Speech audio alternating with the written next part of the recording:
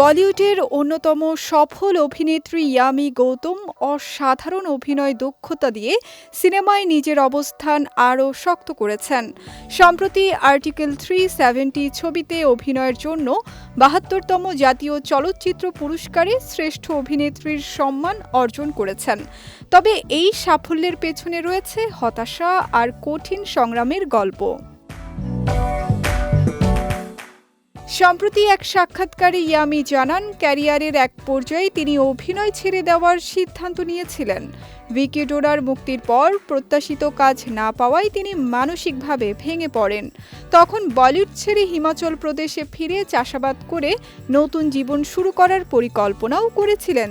পরিবারও সেই সিদ্ধান্তে তার পাশে ছিল।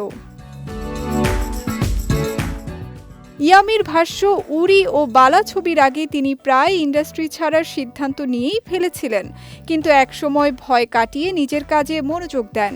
এরপরই একের পর এক ভালো চরিত্র তার কাছে আসতে শুরু করে, যা তার ক্যারিয়ারের মোড় ঘুরিয়ে দেয়। বলিউডে বহিরাগত হিসেবে পথ চলা সহজ ছিল না বলেও জানান এই অভিনেত্রী।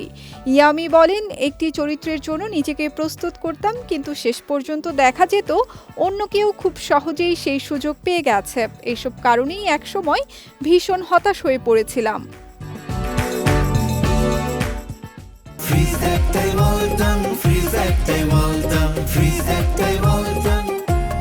পরবর্তীতে উরি, the surgical strike, Bala, OMG2 এবং আর্টিকেল 370-র মতো আলোচিত ছবিতে অভিনয় করে দর্শক ও সমালোচকদের প্রশংসা কুড়ান ইয়ামি। জাতীয় পুরস্কার পাওয়ার পর তিনি দর্শক, সহশিল্পী ও পুরো টিমের প্রতি কৃতজ্ঞতা জানান। একসময় যিনি অভিনয় ছাড়তে চেয়েছিলেন, আজ তিনি সাফল্যের শিখরে।